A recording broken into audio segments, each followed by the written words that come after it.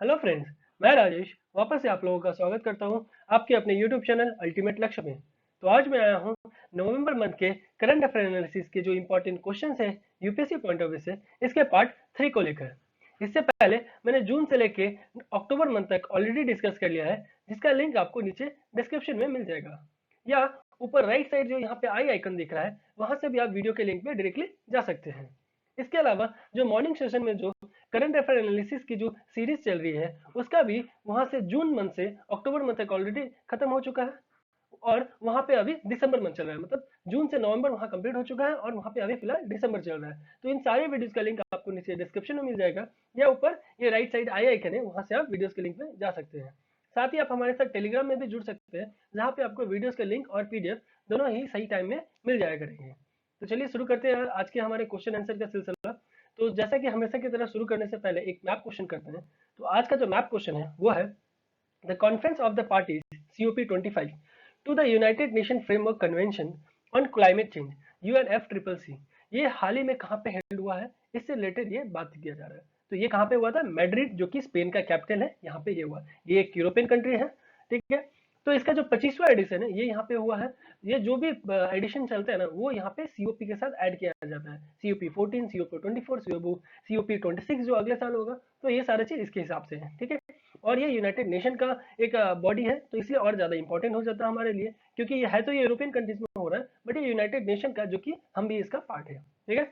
देख लेते हैं थोड़ा स्पेन को और थोड़ा उसके आसपास के लोकेशन को भी। तो ये हो गया स्पेन, और यहाँ पे आपको बीचों बीच मिल जाएगा आपको मैड्रिड, जो कि इसका कैपिटल है। इसके अलावा जो आसपास में आप देख पा रहे होंगे वाटर बॉडीज जो है काफी इंपॉर्टेंट है। जैसे इधर भी आप देख पा रहे हैं, इधर अटलांटिक हो गया, इधर आपका मेडिटेरियन सी हो गया, ठीक है। यहाँ पे आपको एक छोटा सा अल्डोरा बोल के एक कंट्री होगा, एक बहुत छोटा सा कंट्री है, बट वो फ्रांस और स्पेन के बीच में आता है, यानी लैंडलॉक कंट्री है, ठीक है, ये बॉर्डर में आता है। उसके बाद ये जो आपको सेपरेट कर रहा है, यहाँ पे एक माउंटेन रेंज है पायरेनीज, ये इसको सेपरेट करता है स्पेन को, और एक तरह से बोल सकते हैं आप ये नेचुरल बॉर्डर है, ठीक है। यहाँ आपको पुर्तगाल हो जाएगा। इसके यानी आप ये कह सकते हैं कि जो स्पेन है ना, ये दो आपको इंटरनेशनल कंट्री को टच करता है। यहाँ पे टच नहीं करता, यहाँ पे एक स्टेट आ जा रहा है, जैसे हमारे पास है ना पाक स्टेट और ये श्रीलंका और हमारे बीच, उसी तरह का यहाँ पे स्टेट आ जाता है, जिसको आप स्टेट ऑफ गिब्राल्टर कहते हैं, ठीक है। और ये जो कंट्री है वो है मोरक्को, यानी अफ्रीका और यूरोप का यहाँ पे ये एक स्टेट है। ये काफी इंपॉर्टेंट स्टेट को माना जाता है, क्योंकि ये मेडिटेरियन सी और अटलांटिक को भी ये अलग करते हैं। मतलब एक तरह से ये छोटा सा नैरो चैनल जो कि ज्वाइन करता है, और ये यूरोप और आपको अफ्रीका को भी ये अलग मतलब एक तरह से दिखा दे। यहाँ पे आपको इजीली दिख पा रहा होगा, ये हो गया अफ्रीकन कंट्रीज आपके, और यहाँ पे यूरोपियन कंट्रीज जो कि स्टेट ऑफ गिब्राल्टर से डिफरेंस करते हैं, मतलब बीच में आते हैं, ठीक है। और इधर आपको हो गया फ्रांस। और इसके अलावा आप देख पा रहे होंगे यहाँ पे आपको बार्सिलोना, जो कि फुटबॉल, जो भी हमारे फ्रेंड्स होंगे जो कि फुटबॉल प्रेमी है, वो बार्सिलोना से काफी रूबरू होंगे। तो ये हो गया बार्सिलोना, इस एरिया में आपको पड़ता है, ठीक है। तो आसपास की कुछ ऐसी लोकेशन वगैरह है जो फिजिकल मैप का है, जो अभी फिलहाल मैं इसके बारे में नहीं पढ़ा रहा हूँ, वरना अगर स्पेन से एक फिजिकल स्पेन का ही फिजिकल मैप अगर पढ़ाने बैठूं तो ऐसे ही एक क्लास पूरा चला जाएगा। तो बेसिक चीज मैंने बता दिया, आसपास के लोकेशन को थोड़ा ध्यान रखिए। अभी थोड़ा इंडिया के कंपेयर में देख लेते हैं। ये हमारा यहाँ पे गुजरात का थोड़ा सा मैंने पार्ट लिया, क्योंकि मुझे पूरा ही आपको स्पेन से इंडिया तक का कवर करना था, इसलिए मैंने इसको थोड़ा जूम आउट ज्यादा कर लिया है, ठीक है। तो अगर आपको सी रूट से जाना है, तो आप इधर से होते हुए यहाँ पे आपको जो रेड सी होते हुए यहाँ पे आपको सूज कैनल है वो मिलेगा, जो कि इजिप्ट से होते हुए क्रॉस करेगा, जिससे आप मेडिटेरियन सी में पहुंच जाएंगे, और यहाँ से होते हुए आप स्पेन में जा सकते हैं, ठीक है। तो ये हुआ कुछ सी रूट से जाने का। बाकी लैंडलॉक होते हुए अगर लैंड वाइज मतलब अगर आप सी रूट को वाइज नहीं जाके आप लैंड वाइज जा रहे हैं अपने व्हीकल या किसी कार या जाते हैं, बहुत सारे ऐसे देखा गया है कि जो इंडिया से वो लंदन तक बाय अपना कार गए हैं, वो भी 3 लेडीज, 3 वुमेन है, वो गए हैं कोयम्बतूर, जो कि तमिलनाडु में एक आपको सिटी है, वहां से वो इंग्लैंड मतलब लंदन तक गए हुए हैं बाई कार।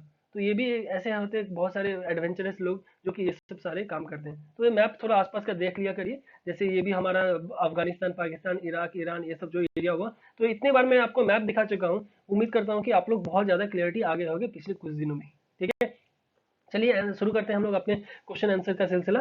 और जैसा कि हमेशा की तरह शुरू करने से पहले प्लीज क्वेश्चन जैसे ही आए वीडियो को पॉज करें, और उसके बाद क्वेश्चन को देखें, उसके बाद खुद से उसके आंसर के अप्रोच करें, और उसके बाद जो भी आंसर है वो अपना या तो पेन पेपर लेके पेपर में लिख ले, या नहीं तो मोबाइल में एटलीस्ट जस्ट एक जगह रफली आप नोट में लिख सकते। उसके बाद वीडियो को प्ले करके हमेशा की तरह देखें कि मैं किस तरह से अप्रोच में जा रहा हूँ, और आप कहाँ पे किस तरह से अप्रोच कर रहे हैं, और क्या गलती आ रहा है, क्या आप किस जगह में, अगर वो क्वेश्चन गलत हो रहा है आपका तो किस जगह में गलत हो रहा है, और अगर सही जा रहा है तो आपके और मेरे जो अप्रोच है ये दोनों सही है या नहीं है, कि दोनों सेम है कि नहीं है। अगर कुछ डिफरेंस है तो प्लीज आप उसी वक्त क्रॉस चेक करिए, क्योंकि ये सारे जो भी हम टेस्ट दे रहे हैं ये सारे अभी प्रैक्टिस टाइम है। यहाँ पर जितना गलती करेंगे उतना ही ज्यादा आप एग्जाम में सही करेंगे, तो इसलिए जितना ज्यादा हो प्लीज अटेम्प्ट करिए और ऑनेस्टली करिए, ताकि ज्यादा आपको एग्जाम जैसा ही फील हो। ठीक है, चलिए शुरू करते हैं आपका आज का पहला क्वेश्चन।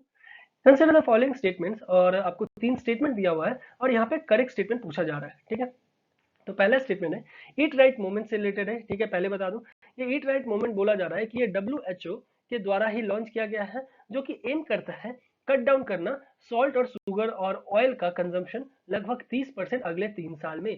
तो ये क्या सही बात है? 30% और 3 साल, तो एक हो गया कीवर्ड आपको, दूसरा आपको WHO होगा कीवर्ड। तो पहला स्टेटमेंट का आपको ये 2 कीवर्ड मिल गया। ठीक है, दूसरा स्टेटमेंट है कि ईट राइट मूवमेंट है ना is aligned with the India flagship public health programme such as Poshan Abhiyan और स्वच्छ भारत मिशन। तो पोषण अभियान और स्वच्छ भारत मिशन का जो हमारा इंडिया में ये चल रहा है अभियान, ये दोनों से ही ये जो ईट राइट मूवमेंट है अलाइन करके बनाया गया है। तो ये क्या सही बात है क्या? चलिए देख लेते हैं, क्योंकि ये WHO के द्वारा बोला जा रहा है और ये तीनों क्या एक तरह से मतलब एक दूसरे से मिलते जुलते हैं। चलिए देख लेते हैं ये भी सही है या गलत है। तीसरा स्टेटमेंट है कि FSSAI जो है ना, ये had prescribed a limit of total polar compounds। ये TPC से रिलेटेड हमने पहले भी डिस्कस किया है। तो इससे रिलेटेड बोला जा रहा है 25% जो कि कुकिंग ऑयल का होना चाहिए, उससे ज्यादा अगर हुआ तो वो हार्मफुल इफेक्ट करेगा आपके बॉडी में। तो ये 25% है या कम है या ज्यादा है या 30% है ये भी। तो ये सब हो गया कीवर्ड आपका तीनों स्टेटमेंट का। चलिए देखते हैं करेक्ट स्टेटमेंट पूछा जा रहा है। तो आपको हो गया ऑप्शन बी, यानी स्टेटमेंट 2 और 3 तो सही है, बट स्टेटमेंट 1 गलत है, क्योंकि WHO है ही नहीं, ये FSSAI के द्वारा ही ये लाया गया हुआ है। ठीक है, और 30% और 3 साल ये दोनों ही सही है। 25% भी TPC बात मैंने पहले भी बोला था, वहां पे एक क्वेश्चन मैंने डिस्कस किया था, वहां पे 50% दिया हुआ था, तो आपको पता करना था वो स्टेटमेंट, इसलिए वो गलत हो गया था। उम्मीद कर रहा हूँ कि आप लोग को वो क्वेश्चन याद आ रहा होगा। तो इस तरह के क्वेश्चन जब आप जितने बार कर लोगे ना, ये सब चीज आके दिमाग में चिपक जाएगा। तो एग्जाम में चाहे कैसा भी तोड़ मरोड़ के क्वेश्चन UPSC पूछे, आप आंसर उसका सही जाएगा। और हाँ, मेरे दोस्तों को मैं बता दूं, जैसे कि कल अनाउंस हो चुका है कि ये 15 जून को फिर से डेट घोषित किया जाएगा, उस दिन के सिचुएशन के हिसाब से, मतलब 15 जून के सिचुएशन के हिसाब से फाइनलाइज किया जाएगा कि किस दिन UPSC की एग्जाम होगी। और जितना दिन भी होगी एटलीस्ट 15 जुलाई से पहले नहीं होनी है, क्योंकि यूपीएससी ने पहले ही नोटिफाई किया था कि जिस दिन भी डेट अनाउंस होगा एटलीस्ट 30 दिन उसके बाद ही होगा, या 30 दिन के से और ज्यादा ले सकते हैं, 30, 40, 45, 30 दिन से कम में एग्जाम नहीं होगा। क्योंकि बहुत सारे ऐसे फ्रेंड्स हैं जो दिल्ली में तैयारी कर रहे थे, बट ये इस कोरोना की वजह से वो चले गए हैं अरुणाचल, मणिपुर, वो लोग वापस अपने अपने घर चले गए। तो वहां से, और उन्होंने सेंटर कहाँ, दिल्ली ले लिया था या कोई और जगह ले लिया था, तो उनको आने में काफी टाइम लग जाएगा, ट्रेन का टिकट शायद नहीं मिलेगा या फ्लाइट का टिकट। तो ये सब सारे सिचुएशन को देख के एटलीस्ट 30 दिन का गैप दिया जाएगा। तो ये सब थोड़ा आप लोग उम्मीद करता हूँ कि आप लोग शायद कल न्यूज में देख ही लिए होंगे, तो मैं आपको एक थोड़ा क्रॉस चेक भी करवा दिया। ठीक है, बढ़ते हैं अगले क्वेश्चन की तरफ, जो कि है consider the following statements regarding सुरक्षित मातृत्व आश्वासन, जो कि सुमन इनिशिएटिव। तो इससे रिलेटेड हमने पहले भी डिस्कस किया है अपने एनालिसिस वाले सेशन में। तो चलिए देखते हैं, इससे रिलेटेड फिर से 3 स्टेटमेंट दिया हुआ है और यहाँ करेक्ट ही पूछा जा रहा है। मैं आपको फिर से रिमाइंड करा दूं कि किसी भी क्वेश्चन का मैं जो सबसे इंपॉर्टेंट, जिसको आप 95% प्रायोरिटी देंगे कीवर्ड का एज अ कीवर्ड के रूप में, वो है ये, या तो करेक्ट या तो इनकरेक्ट या नॉट करेक्ट या नॉट अवेलेबल, मतलब कुछ भी, ये जो होता है ना, यही होता है सारे सबसे ज्यादा, मतलब 95% की जो इंपॉर्टेंट कीवर्ड है ना किसी क्वेश्चन का, वो यही होता है। ठीक है, जिसको आपको सबसे अच्छे से ध्यान देना है, उसके बाद आप पढ़िए आगे का। क्योंकि आपको अगर सुमन इनिशिएटिव से रिलेटेड पता है और आप आंसर कर लिए और यहाँ पे इनकरेक्ट लिखा था, तो आपको उस जगह में पूरा जो मिलना चाहिए 2 मार्क्स, वो आपको 2.67 चला जाएगा। ध्यान दीजिएगा, अगर आप सही करते हैं तो 2 मिल जाता है, बट नेगेटिव करते हैं तो उल्टा 0.67 आप दे के आते हैं, तो यानी 2.67 आपका चला जाता है। ठीक है, तो चलिए देखते हैं क्या स्टेटमेंट है। It aims to provide dignified and quality health care at low cost. तो ये क्या लो कॉस्ट में, ये क्या वुमेन और न्यूबॉर्न विजिटिंग जो भी पब्लिक हॉस्पिटल्स में या प्राइवेट हॉस्पिटल में आते हैं, उनको क्या लो कॉस्ट में ये सारे ट्रीटमेंट दिया जाएगा? चलिए देख लेते हैं। दूसरा स्टेटमेंट है कि all pregnant women and newborns, sorry women newborns and mothers up to 6 months of delivery will be able to avail several free health care services. यहाँ देखिए फ्री हेल्थ केयर सर्विसेज बोल रहा है, तो क्या 6 महीने तक, जब भी डिलीवरी होने के बाद 6 महीने तक माँ और बच्चे दोनों को क्या फ्री हेल्थ केयर सर्विसेज मिलेगा? तो चलिए देख लेते हैं स्टेटमेंट, ये सुमन इनिशिएटिव के अंदर ये सब सही है या गलत। तीसरा स्टेटमेंट बोल रहा है कि government will also provide free transport, ये फ्री है या मिनिमम लो कॉस्ट में लेगा, जैसे यहाँ बोल रहा है, वो pregnant women from home to health facility, और फिर ड्रॉप बैक भी करेगा 48 घंटा के बाद, जैसे डिस्चार्ज होने के 48 घंटा के अंदर उनको ड्रॉप बैक करने का भी प्रावधान रखा जाएगा। तो ये तीनों स्टेटमेंट बोला जा रहा है सुमन इनिशिएटिव के अंदर, और आपको करेक्ट स्टेटमेंट बताना है कि कौन सा सही है। तो कौन सा हो गया? ऑप्शन सी हो गया सही, यानी स्टेटमेंट 2 3 तो सही है बट स्टेटमेंट 1 गलत है। क्यों? ये लो कॉस्ट वाला, जैसे ये हो गया फ्री ऑफ कॉस्ट ना, यहाँ पर भी आपको दे दिया फ्री ट्रांसपोर्ट, तो ये क्या हो गया? ये देखिए, आपको खुद ही जब रीड करोगे तो आपको पता चलेगा, दो स्टेटमेंट में फ्री फ्री दिया तो यहाँ क्यों ऐसा दिया? तो ये इसलिए ये गलत है, क्योंकि ये जीरो कॉस्ट प्रेग्नेंट वुमेन से रिलेटेड या मदर से रिलेटेड या न्यू बॉर्न से रिलेटेड जीरो कॉस्ट ये इनिशिएटिव में ये आश्वासन दिया जाएगा कि हेल्थ केयर जो भी क्वालिटी हेल्थ केयर मिला जाए वो भी जीरो कॉस्ट में। ठीक है, तो ये सब चीज यहाँ पे, इसलिए स्टेटमेंट 1 गलत है और 2 और 3 सही है। बढ़ते अगले क्वेश्चन की तरफ, जो कि है फास्ट टैग से रिलेटेड।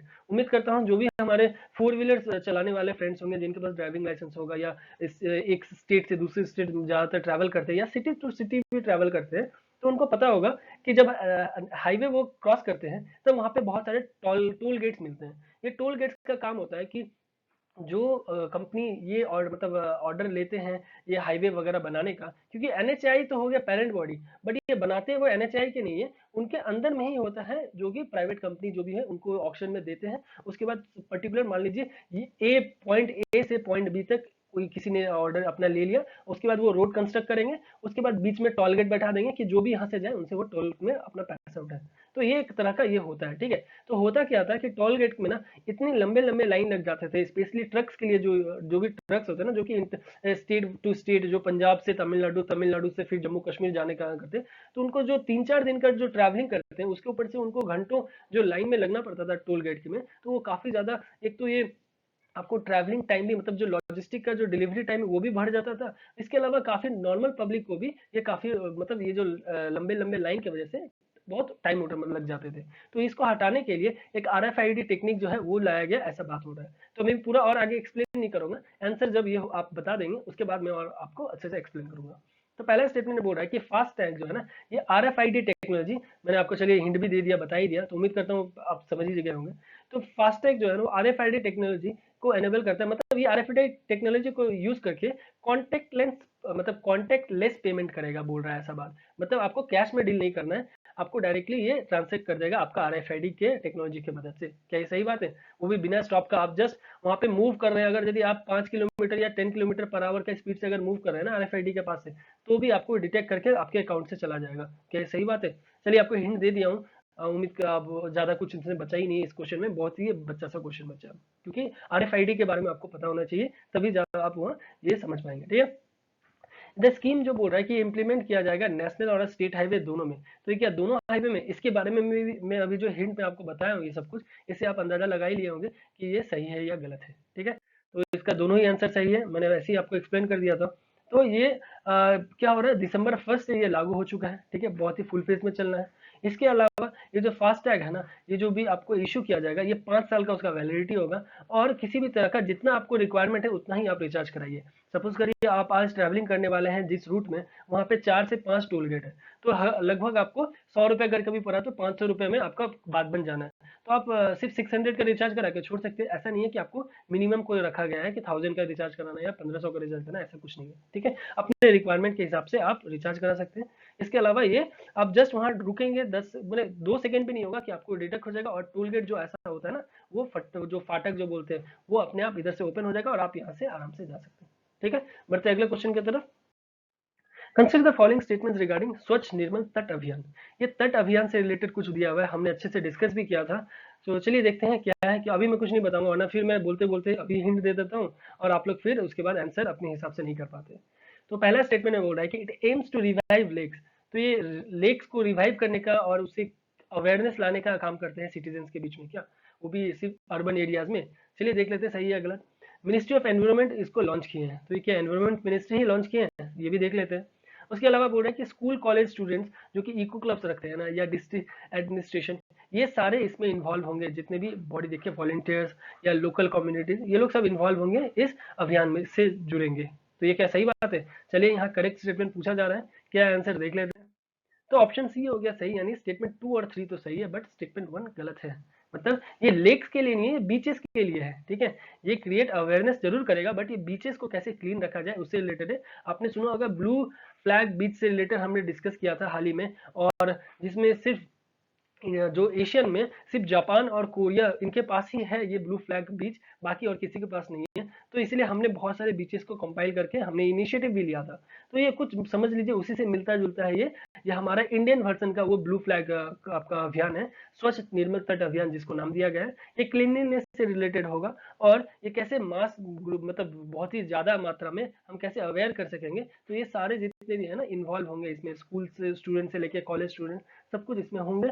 और 11 से 17 तारीख तक को बीच में एज अ क्या माना जा रहा है कि मास क्लीननेस कम अवेयरनेस ड्राइव माना गया है, 11 से 17 नवंबर 2019 को माना गया था, ठीक है, जो कि 50 आइडेंटिफाइड बीचेस में ये किया गया था, ठीक है। चलिए बढ़ते हैं अगले क्वेश्चन पे। Consider the following statements regarding contract farming. तो कॉन्ट्रैक्ट फार्मिंग से रिलेटेड आपको 3 स्टेटमेंट दिया हुआ है, और बोला जा रहा है करेक्ट स्टेटमेंट ही, ठीक है। तो पहला स्टेटमेंट में बोल रहा है कि ये जो कॉन्ट्रैक्ट फार्मर्स है ना, फार्मिंग है, वो रेफर करता है agreement between farmers and marketing firm for the production and supply of agriculture product under forward agreement frequently at predetermined prices. तो ये क्या प्री डिटरमाइंड प्राइसेस है या ये कुछ और है कि ये पोस्ट डिटरमाइंड है, तो इसके बारे में आपको क्लियरिटी होना चाहिए कॉन्ट्रैक्ट फार्मिंग से रिलेटेड, तब जाके आप ऐसे स्टेटमेंट को सही एग्जैक्टली कर लेंगे, वो भी 2 सेकंड के अंदर। ऐसे इस स्टेटमेंट में कुछ है नहीं, क्योंकि ये एक तरह से एक्सप्लेन कर रहा है कॉन्ट्रैक्ट फार्मिंग को, बट ये प्री डिटरमाइंड और या पोस्ट डिटरमाइंड या ड्यूरिंग, इसके बारे में आपको बस क्लियर होना चाहिए, बाकी इस स्टेटमेंट में कुछ कीवर्ड है नहीं, ठीक है। दूसरा स्टेटमेंट है कि India contract farming is regulated under APMC act 2003। तो एपीएमसी एक्ट से रिलेटेड हमने पहले भी पढ़ा है, तो ये 2003 का जो एपीएमसी एक्ट है उनके अंदर ही रेगुलेट किया जाता है कॉन्ट्रैक्ट फार्मिंग को, ऐसा बोला जा रहा है। तो ये क्या सही है? चलिए देख लेते हैं। ये एक्ट हो गया, ये यहाँ का कीवर्ड। तीसरा स्टेटमेंट बोल रहा है कि Karnataka has become the first state in the country to enact the law of ये। तो कर्नाटका जो है ये पहला स्टेट बना है जो कि इस तरह का कॉन्ट्रैक्ट फार्मिंग को एनेक्ट किया है हमारे कंट्री में। चलिए देख लेते हैं करेक्ट स्टेटमेंट हमें पूछा जा रहा है, तो होगा इसका ऑप्शन ए, यानी स्टेटमेंट 1 2 तो सही है। ये तो मैंने बोला कि ये एक्सप्लेन कर रहा है और ये प्री डिटरमाइंड प्राइसेस में ही काम करता है, और ये एपीएमसी एक्ट 2003 के अंदर में ही रेगुलेशन है इसका किया जाता है। बट ये फर्स्ट स्टेट कर्नाटका नहीं है, फर्स्ट स्टेट तमिलनाडु है, ठीक है। Tamil Nadu is the first state in the country जो कि इसको एनेक्ट किया है इस लॉ को, ठीक है। बढ़ते हैं अगले क्वेश्चन की तरफ, जो कि है consider the following statements regarding जल जीवन मिशन। जल जीवन मिशन से रिलेटेड यहाँ पे आपको 3 स्टेटमेंट दिया हुआ है और करेक्ट पूछा जा रहा है। एक बात मैं बता दूं कि जो भी हमारे फ्रेंड्स हैं जिनको थोड़ा स्पीड अगर लग रहा है मेरे वीडियो को, तो प्लीज आपके पास ऑप्शन है, इस नीचे साइड में आपको मिलेगा सेटिंग्स के, वहां पे से आप क्या कर सकते हैं, वीडियो को जितना चाहे उतना स्लो कर सकते हैं, जितना चाहे उतना फास्ट कर सकते हैं। तो आपके पास जब वो है तो उस तरह का आप यूज कर लें, क्योंकि मुझे इस तरह का लेके चलना होगा ताकि मैं ज्यादातर लोगों तक पहुंच सकूं जो उनका रिक्वायरमेंट है। क्योंकि जो मैक्सिमम ये लोग देखेंगे वो क्वेश्चन ऐसा चाह रहे हैं कि तुरंत तुरंत उसके पास आए क्वेश्चन, ज्यादा से ज्यादा क्वेश्चन अटेम्प्ट कर पाए। अगर मैं स्लोली लेके चलूं तो मेरे को सिर्फ कुछ क्वेश्चन अटेम्प्ट करने में ही काफी टाइम चला जाएगा, जो कि अभी हमारे पास टाइम का अभाव है। जैसा कि हमारे पास टाइम तो काफी मिल चुका है, बट इस टाइम में ही हम लोग को ज्यादा से ज्यादा क्वेश्चन अटेम्प्ट करना है, ठीक है। तो इसलिए थोड़ा आप लोग मैनेज करिए। अगर आपको ऐसा लगे, जो भी हमारे फ्रेंड्स है जिसको स्पीड लग रहा है या समझने में दिक्कत हो रही है, तो आप लोग स्पीड को स्लो कर सकते हैं, और जिनको नॉर्मल लग रहा है वो अभी भी कंफर्टेबल है तो वो स्पीड करके वो 30 मिनट का वीडियो को वो 20 मिनट में भी देख सकते हैं, ठीक है। चलिए देखते हैं क्या स्टेटमेंट है पहला। तो chief objective of the mission is to revive traditional water sources. तो क्या इसका जो मेन ऑब्जेक्टिव है इस जल जीवन मिशन का, क्या रिवाइव करना ट्रेडिशनल वाटर रिसोर्सेज को, वो भी रूरल एरियाज में 2024 तक में। तो ये दोनों कीवर्ड हो गया इस स्टेटमेंट का, ठीक है। दूसरा स्टेटमेंट बोल रहा है कि it also aims to create local infrastructure for rain water harvesting. तो ये क्या और ये क्रिएट करता है क्या, मतलब इसमें एक और एम इसमें लिया गया है कि कैसे करके लोकल इंफ्रास्ट्रक्चर बनाया जा सके कि रेन वाटर हार्वेस्टिंग और ग्राउंड वाटर रिचार्ज ये सब चीज से रिलेटेड। उम्मीद करता हूँ आपको रेन वाटर हार्वेस्टिंग से रिलेटेड और ग्राउंड वाटर रिचार्ज से रिलेटेड क्लियर होगा, तो मैं उतना ज्यादा डीप में नहीं जा रहा हूँ क्योंकि ये सब बहुत ही बेसिक है। तो अगर ऐसा कुछ लगे तो प्लीज आप लोग कमेंट में बताइए। हमारे बहुत सारे फ्रेंड्स अभी जुड़ चुके हैं हमारे साथ जो कि मुझे मदद कर रहे हैं। मैं अगर उनका रिप्लाई नहीं भी कर पाता हूँ कमेंट का, तो वो लोग मेरे से पहले रिप्लाई कर दे रहे हैं। तो प्लीज ऐसा माहौल बना के रखिए कि एक दूसरे का मदद करते हुए चलना है, क्योंकि सभी को ही क्लियर करना है एक ही एग्जाम, और सबको उसी चीज के लिए प्रिपेयर भी करना है, ठीक है। दूसरा बोल रहा है, तीसरा स्टेटमेंट आपका आ रहा है कि द जल जीवन mission will converge with other central and state government scheme. तो क्या ये सेंट्रल और स्टेट गवर्नमेंट का जो भी स्कीम्स है उन सारी स्कीम्स को ये कवर करने वाला है, मतलब कन्वर्ट करने वाला है। एक तरह से कन्वर्ट मतलब ये एक तरह से जल जीवन मिशन जो है ना स्कीम, ये सारे स्कीम को एक तरह से अपने अंदर ही कन्वर्ट करने का बात सोच रहे हैं ये जो भी सेंट्रल और स्टेट में है। तो ये क्या सही बात है? चलिए देख लेते हैं, करेक्ट स्टेटमेंट हमें पूछा जा रहा है। तो ऑप्शन सी हो गया सही, यानी हाँ ये कन्वर्ट करने का प्लान कर रहा है। इसके अलावा ये रेन वाटर हार्वेस्टिंग और ये क्रिएट करने का सोचा है लोकल इंफ्रास्ट्रक्चर को। बट ये पहला गलत है, क्योंकि ये ट्रेडिशनल वाटर सोर्सेज से रिलेटेड का बात नहीं है। ये यहाँ पे चल रहा है कि कैसे पाइप्ड वाटर सप्लाई मतलब हर घर जल, ये इनिशिएटिव सारे रूरल और अर्बन हाउस होल्ड में 2024 तक का देने का बात चल रहा है। तो ये जल जीवन मिशन हुआ हर घर जल, मतलब कैसे करके वो जो टैप वाटर है ना वो सभी के घरों में दिया जा सके। तो ये यहाँ पे इनिशिएटिव इस मिशन के अंदर है। ठीक है, अगला क्वेश्चन है, consider the following statements regarding strategic disinvestment process. तो ये स्ट्रेटेजिक एसडीपी जो है इससे रिलेटेड आपको दो स्टेटमेंट दिया हुआ है और ये बहुत ही बेसिक्स है, उम्मीद करता हूँ आप इजीली कर पाओगे। खाली दूसरा स्टेटमेंट आपको अच्छे से पता होना चाहिए। तो बोल रहा है कि ये डीआईपीएम जो है ना under the ministry of finance आता है और जो कि नोडल डिपार्टमेंट है। ये स्ट्रेटेजिक जो भी स्टेक होता है ना सेल करने का, डिसइन्वेस्टमेंट करने का, पीएसयूज वगैरह का, तो ये क्या ये जो डिपार्टमेंट है ना यही करता है हैंडल। ठीक है, तो क्या ये सही बात है? चलिए देख लेते हैं। तो डीआईपीएम और नीति आयोग विल ज्वाइंटली, तो ये क्या दोनों ज्वाइंटली आइडेंटिफाई करेंगे पीएसयूज को कैसे करके इन्वेस्टमेंट किया जाता है। चलिए देख लेते हैं, करेक्ट स्टेटमेंट पूछा जा रहा है। पहला स्टेटमेंट को तो मैंने आपको हिंट दे ही दिया, बस आपको दूसरे स्टेटमेंट के लिए पता करना है। ठीक है, तो ऑप्शन सी हो गया सही, यानी दोनों के दोनों ही सही है। नीति आयोग के साथ डीआईपीएम मिलके ये पीएसयूज को आइडेंटिफाई करेंगे कि कैसे करके ये डिसइन्वेस्टमेंट किया जा सके। जैसे अभी एलआईसी के लिए अभी चल रहा है बात, उसके अलावा एयर इंडिया का ऑलरेडी चल रहा है बात। तो ये सब सारे जो चीज है ये अपना साइड बाय साइड पैरेलली डीआईपीएम और नीति आयोग के द्वारा चलाया जा रहा है। ठीक है, अगला क्वेश्चन है, consider the following statements about unified payment interface UPI. तो यूपीआई से रिलेटेड फिर यहाँ चार स्टेटमेंट दिया हुआ है और ये चारों के चारों बहुत ही ज्यादा कंफ्यूजिंग और बहुत ज्यादा, मतलब स्टेटमेंट को आपको अगर अच्छा से नहीं पता है यूपीआई के बारे में तो आप गलत कर बैठेंगे। ठीक है, तो यहाँ करेक्ट स्टेटमेंट पूछा जा रहा है। चलिए देखते हैं पहला स्टेटमेंट क्या है। तो पहला स्टेटमेंट बोल रहा है कि it converts multiple bank accounts into a single mobile application of any participating bank merging several banking features. ठीक है, तो ये क्या कन्वर्ट करता है मल्टीपल बैंक्स को या सिर्फ सिंगल बैंक का ये काम है। ठीक है, मतलब इसका बोलने का मतलब है कि यहाँ पे मल्टीपल बैंक है, उन मान लीजिए दो बैंक है और दो बैंक को वो एक मोबाइल एप्लीकेशन में ये सारा एक तरह से इंटरफेस बना रहा है। ये क्या सही बात है? चलिए देख लेते हैं। ये लॉन्च किया गया है आरबीआई के द्वारा, ऐसा बोल रहा है। तो इसलिए आरबीआई है या फाइनेंस मिनिस्ट्री है या कोई और बॉडी है, तो इसलिए हो गया, ये हो गया कीवर्ड यहाँ का। ठीक है, तीसरा स्टेटमेंट बोल रहा है कि money can be transferred through mobile services round the clock 24/7, मतलब दिन रात ये कभी भी कर सकते हैं, बट ये पब्लिक हॉलीडेज में नहीं कर सकते। तो ये क्या सही बात है? दिन रात कभी भी कर सकते हैं या सिर्फ दिन में कर सकते हैं या पब्लिक हॉलीडेज में नहीं कर सकते? तो ये सब चीज आपके बारे में क्लियरिटी होना चाहिए। उसके अलावा बोल रहा है कि it may also be use for utility bill payment. उसके अलावा ओवर द काउंटर, मतलब यूटिलिटी बिल पेमेंट मतलब जैसे इलेक्ट्रिसिटी हुआ, वाटर बिल हुआ, उसके अलावा ओवर द काउंटर पेमेंट भी हुआ, बारकोड पेमेंट भी हुआ। जैसे आप जाते हैं ना कोई शॉपिंग सेंटर वगैरह करने, वहाँ पे बारकोड रहता है, उसको देख के आप पेमेंट कर देते हैं। क्या वो यूपीआई से पे करते हैं या किसी और चीज से पे करते हैं? तो यही बोला जा रहा है यहाँ पे, करेक्ट स्टेटमेंट पूछ रहा है। चलिए देखते हैं आंसर क्या है। तो ऑप्शन बी हो गया सही, यानी 1 और 4 तो सही है। ये कि आप जैसे आप पे करते हैं ना वो यूपीआई के माध्यम से ही आप पे करते हैं, जो भी शॉपिंग सेंटर हो या किसी में जहाँ पे आप बारकोड रहता है अपना मोबाइल से स्कैन करते हैं और पेमेंट कर देते हैं। उसके अलावा ये आरबीआई के द्वारा लॉन्च नहीं किया गया है, ये national payment corporation of India इनके द्वारा ही ये लॉन्च किया गया है इस यूपीआई मेथड को।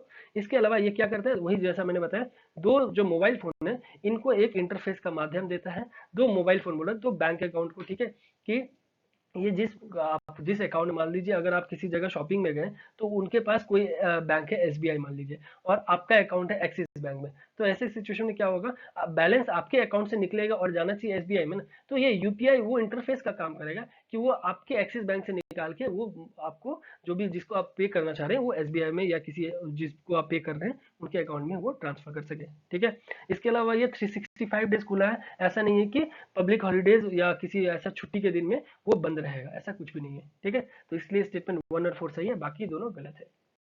अगला क्वेश्चन है फोर्डो न्यूक्लियर प्लांट। ये फोर्डो न्यूक्लियर प्लांट हाल ही में हमने डिस्कस भी किया था, इसकी जगह से रिलेटेड डिस्कस किया था, इसके बारे में पर्टिकुलर नहीं किया था, इसलिए मैं अभी थोड़ा दे दिया क्योंकि ये इसका जगह जो जिस स्टेट से मतलब जिस कंट्री से रिलेटेड ना ये न्यूज में बना हुआ था और हमारे लिए इंपॉर्टेंट भी है, ठीक है। तो हाल ही में इसको देखा गया न्यूज में, तो क्या है, ये चारों के चारों देख लीजिए, चारों चारों कंट्री के पास न्यूक्लियर प्लांट है, ठीक है। ऐसा अगर कोई कंट्री का नाम दिया जाता है यहाँ पे जिसके पास न्यूक्लियर नहीं है, तो आसानी से आप उसको कैंसिल आउट कर लेते हैं, बट ये चारों के चारों ही न्यूक्लियर कंट्री है। चलिए देख लेते हैं इसका सही आंसर क्या है। तो ऑप्शन डी हो गया सही, यानी ईरान। ईरान जो कि हमारा बहुत ही अच्छा बायलैटरल फ्रेंडली कंट्री है, जिस जहाँ पे हम बहुत सारे इंफ्रास्ट्रक्चर का काम कर रहे हैं, तो इसलिए हमारे लिए इंपॉर्टेंट है। और वहाँ पे हाल ही में एक यूरेनियम एनरिचमेंट, एक अंडरग्राउंड फोर्डो न्यूक्लियर जो है ना फैसिलिटी, उन्होंने वापस से रिज्यूम कर लिया है, क्योंकि यूनाइटेड स्टेट्स ने वो जो एक्ट था जेसीपीओ का, उन्होंने उनसे पीछे हटा। तो अब ये लोग वहां पे जाके ईरान बोल रहे हैं अब हम अपना वापस से अपना पुराना काम जो है वो स्टार्ट करेंगे, और पुराने जो भी न्यूक्लियर फैसिलिटी है फोर्डो का, वो हम रिज्यूम कर रहे हैं, ठीक है। तो ये था, इसलिए ईरान से रिलेटेड था और काफी ज्यादा न्यूज में था, क्योंकि यूनाइटेड स्टेट्स और ईरान में बहुत ज्यादा मशक्कत चल रही थी। तो ये सब की वजह से ये ज्यादा इंपॉर्टेंट हो गया, ठीक है। बढ़ते हैं अगले क्वेश्चन की तरफ, जो कि है consider the following statement about universal health coverage UHC, ठीक है। यूएचसी से भी रिलेटेड यहाँ पे 3 स्टेटमेंट दिया हुआ है और हमें करेक्ट ही पूछा जा रहा है, ठीक है। तो पहला स्टेटमेंट में बोल रहा है कि it means free coverage for all possible health interventions regardless of the cost. तो ये क्या फ्री कवरेज देने का बात बोल रहा है, चलिए देख लेते हैं। अगला स्टेटमेंट है यूएचसी इंक्लूड करता है पॉपुलेशन बेस्ड सर्विसेज। तो क्या पॉपुलेशन बेस्ड सर्विसेज करता है, जैसे public health campaigns, controlling mosquito breeding ground, तो ये क्या पॉपुलेशन बेस्ड करता है, चलिए देख लेते हैं। Achieving UHC is one of the key targets of the 2030 agenda of sustainable development. तो जो 2030 का जो सस्टेनेबल डेवलपमेंट का एजेंडा है, टोटल कितना है, 17 है वहां पे एसडीजी गोल्स। तो वो 17 गोल्स में से एक गोल है ये यूनिवर्सल हेल्थ कवरेज। क्या ये सही बात है? तो चलिए देख लेते हैं क्या है, हमें करेक्ट स्टेटमेंट बताना है। तो ऑप्शन सी हो गया सही, यानी स्टेटमेंट 1 जो है वो गलत है। फ्री ऑफ कॉस्ट ना, मतलब UHC does not mean free of cost, क्योंकि जो मतलब नो कंट्री कैन प्रोवाइड, मतलब कोई भी कंट्री नहीं है जो प्रोवाइड कर सके फ्री ऑफ कॉस्ट ये मतलब मेडिकल सर्विसेज, वो भी सस्टेनेबल बेसिस पे। तो इसीलिए ये स्टेटमेंट गलत है, फ्री ऑफ कॉस्ट नहीं है, थोड़ा लो मतलब बहुत ही कम अमाउंट लेते हैं बट लेते हैं, ठीक है। उसके बाद दोनों स्टेटमेंट तो बाकी सही है, तो ये 2030 का एजेंडा में भी आता है। मैंने आपको 17 गोल जो है ना वो सारे दिखाया भी था। मैं आप लोगों से रिक्वेस्ट करूंगा प्लीज आप लोग वो 17 के 17 गोल अच्छे से हर दिन अगर एक एक बार करके देखेंगे ना, तो आपको वो याद हो जाएगा। आप किसी भी आंसर राइटिंग में, किसी भी हर क्वेश्चन में अगर आप एक भी सस्टेनेबल गोल से रिलेटेड लिख देते ना एग्जैक्टली सही, तो आपको एटलीस्ट 2+2 मार्क्स तो इजीली मिलना ही है, ठीक है। उससे रिलेटेड कुछ डायग्राम भी बना दिए तब तो और अच्छा बात है, ठीक है। तो ये सब चीज को थोड़ा ध्यान दीजिएगा, ठीक है। अगला क्वेश्चन है consider the following statements regarding food safety Mitra. तो एफएसएम से रिलेटेड आपको यहाँ पे 2 स्टेटमेंट दिया हुआ है और आपको करेक्ट ही पूछा जा रहा है, ठीक है। तो ये पहला स्टेटमेंट बोल रहा है कि in a bid to improve the ease of doing business FSSAI launch the food safety Mitra. तो ये क्या मतलब ईज ऑफ डूइंग बिजनेस, मतलब जिससे इंप्रूव किया जा सके फूड सेफ्टी मेजर्स में, तो क्या एफएसएसएआई ने ये लॉन्च किया है ये एफएसएम को, चलिए देख लेते हैं। दूसरा स्टेटमेंट है कि ये जो स्कीम है ये सपोर्ट करेगा लार्ज स्केल फूड बिजनेसेस को। तो ये लार्ज स्केल फूड बिजनेसेस को करेगा या कुछ किसी और कंपनी को करेगा, चलिए देख लेते हैं। करेक्ट स्टेटमेंट हमें पूछा जा रहा है, तो ऑप्शन ए हो गया सही, यानी स्टेटमेंट 1 तो सही है कि हाँ ये फूड सेफ्टी मित्रा स्कीम में इसलिए लाया गया है ताकि हम ease of doing business fooding area में ना और ज्यादा अच्छे से कर सकें, ठीक है। बट सेकंड स्टेटमेंट गलत है, क्योंकि लार्ज स्केल फूड बिजनेसेस में क्यों सपोर्ट करेंगे ये एफएसएसआई, क्योंकि वो ऑलरेडी वेल डेवलप्ड है ना। ये करेंगे स्मॉल और मीडियम स्केल फूड बिजनेसेस को, ताकि वो अच्छे से फूड सेफ्टी लॉज को निभाते हुए वो सारा काम कर सके, ठीक है। तो इसलिए आपको स्टेटमेंट 2 गलत है, स्टेटमेंट 1 सही है। अगला क्वेश्चन है consider the following statement regarding, आपको 2 स्टेटमेंट दिया हुआ है और पूछ रहा है यहाँ पे करेक्ट स्टेटमेंट। तो पहला बोल रहा है कि जनरेशन अनलिमिटेड, ये generation unlimited is an initiative of world bank. तो ये क्या वर्ल्ड बैंक का ये इनिशिएटिव है जो कि प्रोवाइड करेगा agenda that all countries must do more to support the education skills and empowerment of young people. तो ये क्या सही बात है, जो भी एम्पावरमेंट एजुकेशन स्किल से रिलेटेड ये जो जनरेशन अनलिमिटेड जो इनिशिएटिव लाया गया है, ये क्या वर्ल्ड बैंक के द्वारा है, तो इसलिए वर्ल्ड बैंक ही यहाँ पे कीवर्ड हो गया। चलिए देखते हैं ये क्या सही है या गलत है, ठीक है। दूसरा स्टेटमेंट बोल रहा है कि India launch a national initiative युवा। हमने पढ़ा भी था इससे रिलेटेड आपको मॉर्निंग वाले सेशन में। तो इंडिया जो रिसेंटली लॉन्च किया नेशनल इनिशिएटिव जिसका नाम युवा रखा गया है, जो कि लिंक है ये जनरेशन अनलिमिटेड मूवमेंट से ही। चलिए देख लेते हैं ये लिंक है या नहीं है, कुछ लिंक नहीं है, ये अपना अपना अलग है। तो चलिए करेक्ट स्टेटमेंट पूछा जा रहा है, देखते हैं ये आंसर क्या है, ठीक है। तो ऑप्शन डी हो गया सही, यानी हाँ ये इंडिया ने जो युवा है ना, ये इनिशिएटिव युवा ना, ये जनरेशन अनलिमिटेड से ही लिंक है, बट ये वर्ल्ड बैंक के द्वारा नहीं लाया गया है ये जनरेशन अनलिमिटेड, ये लाया गया है आपको जो यूनिसेफ है ना, यूनिसेफ के द्वारा ये लाया गया है, जो कि आपको यूनाइटेड नेशन का एक बॉडी है, तो इसलिए ज़्यादा इंपॉर्टेंट है, जो कि 2018 में ही लाया गया था। ठीक है, इसलिए पहला स्टेटमेंट गलत है, बाकी जो जो भी कुछ लिखा हुआ है वो दोनों के दोनों ही स्टेटमेंट में सही है। सिर्फ एक वर्ल्ड बैंक का हटा के अगर यूनिसेफ रहता तो ये दोनों स्टेटमेंट सही हो जाते और ये बोथ हो जाता। ठीक है, बढ़ते हैं अगले क्वेश्चन की तरफ, जो कि consider the following statements regarding gold reserve. अब ये गोल्ड रिजर्व से रिलेटेड हम कुछ पढ़ेंगे। तो बोला जा रहा है कि अभी रिसेंटली वर्ल्ड गोल्ड काउंसिल है उनके द्वारा कुछ लेटेस्ट एक डेटा रिलीज किया गया कि कौन किसका कैसा रैंकिंग है, कितना आपके पास मतलब रिजर्व किस कंट्री का कितना है आपको, तो उससे रिलेटेड यहाँ पे बताया जा रहा है। तो बोला जा रहा है कि IMF है ना, जो कि रैंक फर्स्ट है, उसके बाद US सेकंड में आता है। तो ये क्या सही बात है? IMF फर्स्ट है या सेकंड है या थर्ड है या फोर्थ है? ये आपको इसका अगर आपको क्रोनोलॉजी एटलीस्ट 1 से 10 तक का, मतलब पहला 5 और लास्ट का 2 आपको पता ही होना चाहिए। ठीक है, दूसरा बोल रहा है कि India is in the list of top 10 countries. तो इंडिया का टॉप 10 कंट्रीज के लिस्ट में आता है। चलिए देख लेते हैं आता भी है कि नहीं आता है, हम लोग है भी कि नहीं। तीसरा बोल रहा है कि India has more than 20% of share. तो इंडिया का क्या 20% से ज्यादा शेयर है वर्ल्ड गोल्ड काउंसिल में, इस गोल्ड रिजर्व में। चलिए देख लेते हैं कितना सही है कितना गलत है, हमें करेक्ट स्टेटमेंट पूछा जा रहा है। तो ऑप्शन सी हो गया सही, यानी स्टेटमेंट 2 तो सही है कि मतलब इंडिया टॉप 10 में आते हैं जहां पे इंडिया का रैंक है 10। ठीक है, टोटल मतलब जितने भी बॉडीज है उसमें 10 है, बट अगर IMF जिसका रैंक 3 है, इसलिए स्टेटमेंट 1 गलत है। IMF का रैंक 3 है, यूनाइटेड स्टेट्स का रैंक 1 है, उसके बाद आपको जर्मनी आता है, उसके बाद IMF आता है। बट अगर थर्ड रैंक में IMF, क्योंकि एक कोई कंट्री नहीं है, अगर उसको हटा दें तो इंडिया आ जाता है 9th रैंक पे। ठीक है, इंडिया का तब अगर कंट्री वाइज अगर देखेंगे तो इंडिया का रैंक 9th है, और हम जो 10th रैंक ऑल ओवर जो आए हैं ना, वो हम लोग नीदरलैंड को रिप्लेस करके आए हैं। ठीक है, ये भी थोड़ा ध्यान रखिएगा कि ये सारे कुछ कुछ छोटे मोटे कीवर्ड बन जाते हैं कि इस तरह के स्टेटमेंट वाइज क्वेश्चन में ना ये सब सारे चीज इंपॉर्टेंट होते हैं। ठीक है, बढ़ते अगले क्वेश्चन की तरफ, जो कि है न्यू अरेंजमेंट ऑफ बोरो। ये NAB, ये NAB से रिलेटेड एक फंडिंग मैकेनिज्म बोला जा रहा है, जो कि हाल ही न्यूज में देखा गया था। तो ये किससे रिलेटेड है? तो ये आपको 4 के 4 स्टेटमेंट दिए हुए हैं और ये फंडिंग से रिलेटेड है। तो चारों ही जो बैंक है ना, ये सारे मतलब फंडिंग से रिलेटेड ही डील करते हैं। तो ये काफी ज्यादा कंफ्यूजिंग है, तो आपको इसके रिलेटेड एग्जैक्ट पता होना चाहिए, तभी जाके आप आंसर कर पाएंगे। तो ऑप्शन डी हो गया, यानी IMF का है ये जो अरेंजमेंट करता है बोरो, मतलब इसके जो मेंबर्स है ना, IMF के अंदर जो भी मेंबर्स है, तो एक मेंबर चाहे तो दूसरे मेंबर से भी लोन ले सकते हैं। ऐसा फैसिलिटी, ऐसा ये मैकेनिज्म लाया गया है इस NAB के साथ। तो इसीलिए ये न्यूज में था, क्योंकि IMF से रिलेटेड है। तो ये हम इसे जान रहे हैं कि हाल ही में IMF ने पाकिस्तान को भी काफी ज्यादा, जब वो क्राइसिस में चल रहा था, तो बिलियन ऑफ लोन दिए फिर से।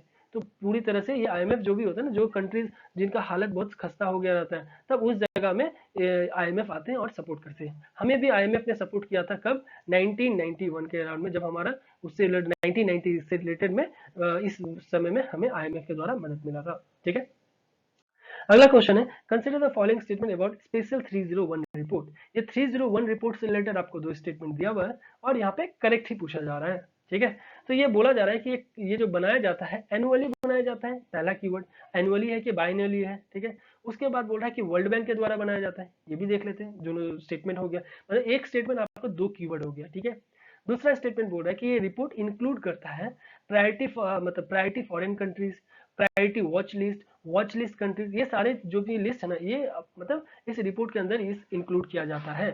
तो ये क्या सही बात है? देखिए इस तरह का जब चीज हो ना, ये तो एक तरह से आपको रिपोर्ट के बारे में एक्सप्लेन कर रहा है ना, तो ऐसे चीज ज्यादातर में सही होगा, क्योंकि ये सब बहुत ही एक फैक्चुअल चीज होता है जो ज्यादातर सही होगा, क्योंकि ये आपके बारे में मतलब इतना ज्यादा कॉन्ट्राडिक्ट नहीं कर सकते ऐसे स्टेटमेंट को। बट हाँ, पहला स्टेटमेंट जो है इससे रिलेटेड मतलब आपको एक ही स्टेटमेंट 2 कीवर्ड मिल गया है।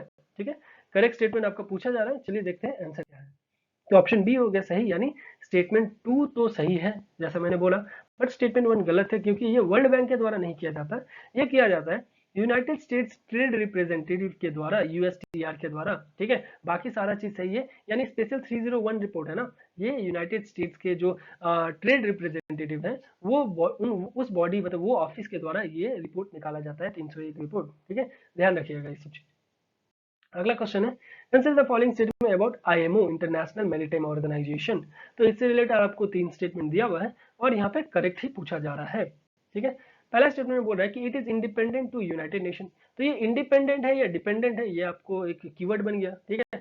दूसरा स्टेटमेंट है कि it is a global standard setting authority for the safety, security and environmental performance of international shipping, ठीक है। तो ये क्या ग्लोबल स्टैंडर्ड सेट करता है या ऐसा कुछ बात है? हमने हाल ही में शिपिंग से रिलेटेड, उसके रिसाइकलिंग से रिलेटेड जब पढ़ा था, तब आईएमओ के बारे में भी हमने अच्छे से डिस्कस किया था। तो उम्मीद कर रहे हैं कि आप लोग इस क्वेश्चन का और भी बेहतर तरीके से आंसर कर पाएंगे, ठीक है। तो तीसरा स्टेटमेंट में बोल रहा है कि India was re elected as a member of council of the IMO for 2 year 2018-19। तो ये क्या सही है, इंडिया वापस से री इलेक्ट हुआ है? चलिए देख लेते हैं, करेक्ट स्टेटमेंट पूछा जा रहा है। तो ऑप्शन सी हो गया सही, यानी हाँ, इंडिया वापस से री इलेक्ट हुआ है 2018-19 के लिए, हुआ था जो हो चुका ऑलरेडी खत्म, हाँ। बट जो पहला स्टेटमेंट है कि इंडिपेंडेंट नहीं है, डिपेंडेंट बॉडी है यूनाइटेड नेशन का, एक स्पेशलाइज्ड बॉडी है ये यूनाइटेड नेशन का, तो इसलिए पहला स्टेटमेंट गलत है। बाकी दोनों जो स्टेटमेंट है वो दोनों के दोनों ही सही है। अगला क्वेश्चन है आपको एपी से रिलेटेड, एपेक कंट्री से रिलेटेड। तो एपेक से रिलेटेड आपको 3 स्टेटमेंट दिया हुआ है और आपको करेक्ट ही पूछा जा रहा है, ठीक है। पहला स्टेटमेंट में बोल रहा है कि APEC is an inter governmental forum. तो ये क्या इंटर गवर्नमेंटल फोरम है जो कि पैसिफिक रिम मेंबर इकोनॉमीज को ही प्रमोट करता है, free trade throughout the Asia Pacific region. तो एक फ्री ट्रेड से रिलेटेड एशिया पैसिफिक रीजन में करता है क्या काम, चलिए देख लेते हैं। APEC is recognised one of the highest level multilateral blocks and oldest forum in the Asia Pacific region. तो ये क्या हाईएस्ट लेवल मल्टीलेटरल ब्लॉक है और ओल्डेस्ट फोरम है? ये एक बेसिक सा चीज है, बट हाँ, अगर आपको फर्स्ट टाइम पढ़ रहे हैं तो आपको ये एक कीवर्ड के तौर पे ही देखने को मिलेगा, ठीक है। तीसरा स्टेटमेंट है कि चाइना, रशिया और इंडिया ये मेंबर है एपेक का। तो ये तीनों के तीनों ही कंट्री कीवर्ड बन जाए, क्योंकि आपको इसके बारे में पता होना चाहिए, ठीक है। चलिए करेक्ट स्टेटमेंट पूछा जा रहा है, आंसर की तरफ बढ़ते हैं। तो ऑप्शन सी हो गया सही, यानी 1 और 2 तो सही है, बट 3 गलत है, क्योंकि चाइना और रशिया तो है इसका मेंबर, बट इंडिया नहीं है। चाइना और रशिया दोनों ही क्या है, पैसिफिक से टच करते हैं, पैसिफिक को अपना कोस्टल एरिया शेयर करते हैं। बट इंडिया है जो कि सिर्फ इंडियन ओशन से मिलता है, बट पैसिफिक ओशन से नहीं है। तो इसीलिए यहाँ के जितने भी मेंबर है ना, वो लोग जितने भी नहीं है, यूनाइटेड स्टेट्स, जापान, ऑस्ट्रेलिया और पापुआ न्यू गिनिया, इनके इन चारों के अलावा ना, मैं सारे के सारे मेंबर्स हैं ना, वो लोग अपोज कर रहे हैं, बोल रहे कि इंडिया को क्यों मेंबरशिप दिया जाए जबकि वो पैसिफिक का कोई पार्टी नहीं है। तो इसीलिए इंडिया का मतलब वहां पे एक एंट्री अभी तक रुका हुआ है। बाकी एपेक का जो हेडक्वार्टर है वो सिंगापुर में है, और इनको एक highest level of multilateral block भी माना जाता है, ठीक है। बढ़ते हैं अगले क्वेश्चन की तरफ, जो कि है पंबा अचनकोविल वयप्पर रिवर।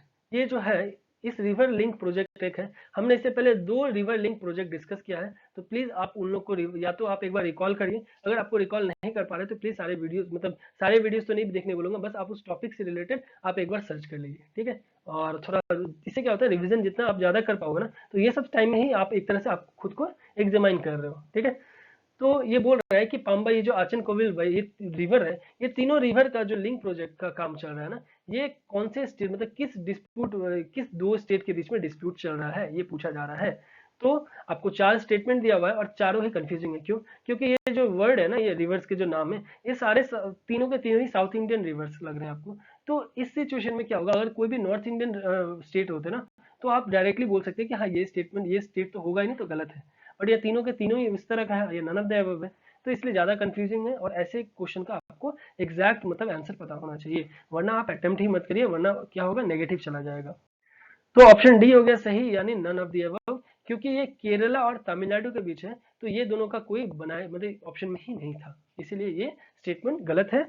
और आपको ये केरला और तमिलनाडु के बीच में क्यों, क्योंकि केरला ने ये आवाज उठाया कि ये जो पंबा अचन कोविल है ना, इनको ये वाइपर रिवर के साथ लिंक नहीं करना चाहेंगे, क्योंकि ऑलरेडी ये जो है ना, वो वाटर क्राइसिस में चल रहे हैं, इस रिवर्स का उतना पानी नहीं आ रहा है, तो हम क्यों इस तरह का शेयर करें, ठीक है। तो ये सब डिस्प्यूट की वजह से ये रिवर था न्यूज में, तो ये तमिलनाडु और केरला के बीच में है, ठीक है। अगला क्वेश्चन है, consider the following statements regarding maternal mortality in India. तो मैटरनल मोर्टेलिटी से रिलेटेड मैं उम्मीद करता हूँ आप लोग को बहुत ही अच्छे से रूबरू होगा। तो चलिए अब देखते हैं 2 स्टेटमेंट, और हमें करेक्ट स्टेटमेंट पूछा जा रहा है, ठीक है। तो बोल रहा है कि ये जो MMR है, जो मैटरनल मोर्टेलिटी रेशियो है, ये मेजर किया जाता है as a number of maternal deaths per lakh life birth. तो जितना मैटरनल मतलब माओ का जो डेथ होता है ना, वो पर लाख कितना बच्चा वो हो रहा है, मतलब किस एरिया में, उसी का रेशियो का कहते हैं मैटरनल मोर्टेलिटी रेशियो, ठीक है। तो ये क्या सही बात है ये जो बोला जा रहा है, चलिए देख लेते हैं। दूसरा स्टेटमेंट बोल रहा है कि Kerala is the only state in India to achieve the sustainable development goals target of 70 per 1 lakh MMR। तो क्या 70 से नीचे होने का टारगेट क्या सिर्फ केरला नहीं किया है? इस स्टेटमेंट में ऐसा बोला जा रहा है। ये ओनली, नॉट, इवन, अलोन, ये सब तो फेवरेट वर्ड है। तो इसको कीवर्ड देखते हुए हम स्टेटमेंट के बारे में थोड़ा एनालाइज करेंगे। करेक्ट स्टेटमेंट हमें पूछा जा रहा है, चलिए देखते हैं आंसर, फिर हम आपको एनालाइजेशन का बताता हूँ। तो केरला सिर्फ नहीं है, केरला का भले 42 है, ठीक है, लोएस्ट है, सबसे लोएस्ट है, बट सिर्फ अकेला नहीं है जो 70 से नीचे है। ये इसके अलावा महाराष्ट्र जो कि 55 में और तमिलनाडु 63 में, ये भी है इनके साथ, जो कि 70 के बिलो वाले मतलब आते हैं। ठीक है, बाकी सारे स्टेट 70 से ऊपर हैं, बट ये 3 स्टेट 70 से नीचे, इसलिए ओनली वर्ड जो है ये कीवर्ड था और ये गलत हो गया, इसलिए सेकंड स्टेटमेंट। बाकी पहला स्टेटमेंट सही है, मैटरनल मोर्टेलिटी रेशियो का ये डेफिनेशन है, तो ये सही होगा। ठीक है, बढ़ते हैं अगले क्वेश्चन की तरफ, जो कि हमारा आज का आखिरी क्वेश्चन है। Consider the following statements regarding national genomic grid. ये नेशनल जीनोमिक ग्रिड से रिलेटेड आपको 2 स्टेटमेंट दिया हुआ है और यहाँ पे फिर से करेक्ट ही पूछा जा रहा है। ठीक है, तो पहला स्टेटमेंट बोल रहा है कि ये जो ग्रिड है ये काम करेगा स्टडी करना genomic data of tuberculosis patient from India. तो ये ट्यूबरक्लोसिस पेशेंट को ये रीड करेगा, उनका जीनोमिक, या HIV पेशेंट को कर रहा है, या मलेरिया के पेशेंट को कर रहा है। तो ये हो गया यहाँ का कीवर्ड। ठीक है, दूसरा स्टेटमेंट है कि it will collect samples from tuberculosis patients. ठीक है, देखिए फिर से ट्यूबरक्लोसिस दे दिया। तो ऐसा स्टेटमेंट में, ऐसा क्वेश्चन में क्या हो जाता है कि या तो ये दोनों स्टेटमेंट सही है या तो दोनों ही गलत है। ठीक है, ट्यूबरक्लोसिस यहाँ है तो यहाँ पर भी होगा, यहाँ नहीं है तो यहाँ पर भी नहीं होगा। चलिए देखते हैं, ट्यूबरक्लोसिस पे यहाँ पर भी कीवर्ड यही हो गया। उसके अलावा बोला कि पैन इंडिया कलेक्शन कराया जाएगा सेंटर के द्वारा, और जैसे इसकी TB ट्रीटमेंट जो भी है ना इंस्टीट्यूशन का, वो मतलब बहुत ही अच्छे मायने मतलब अच्छे मायने में किया जा सके। ठीक है, तो करेक्ट स्टेटमेंट पूछा जा रहा है, चलिए देखते हैं आंसर क्या है। तो ऑप्शन डी यानी नन ऑफ दी अबव, मतलब दोनों के दोनों ही गलत है, क्योंकि ट्यूबरक्लोसिस बोला ना मैंने कि अगर इस पहला स्टेटमेंट में दोनों चीज कॉमन है ना, तो ऐसे स्टेटमेंट में क्या होता है कि आपको अच्छे से थोड़ा समझना पड़ेगा, क्योंकि ट्यूबर दोनों अगर एक में अलग होता है एक में अलग होता है तब तो आप अंदाजा लगा सकते हैं कि कोई एक गलत है, बट या दोनों में सही है या तो दोनों ही गलत है या तो दोनों ही सही होगा, पहले ही आप इसको कंफर्म कर लीजिए खुद में। ठीक है, उसके अलावा ये ट्यूबरक्लोसिस के लिए नहीं है, ये किसके लिए, कैंसर पेशेंट से रिलेटेड है। हमने अपने एनालिसिस वाले सेशन में भी इसे डिस्कस किया था बहुत अच्छे से, इस जीनोमिक ग्रिड के जैसे। ग्रिड मतलब क्या हुआ, जैसे पावर ग्रिड वगैरह सब सुने होंगे ना, पावर का सारा एक जगह आपको ग्रिड कर रहे हैं, एक जगह कंपाइल करके आपको सारा चीज मिल जाएगा। उसी तरह से जीनोम का सारा एक जगह आपको सैंपल्स इकट्ठा रहेगा।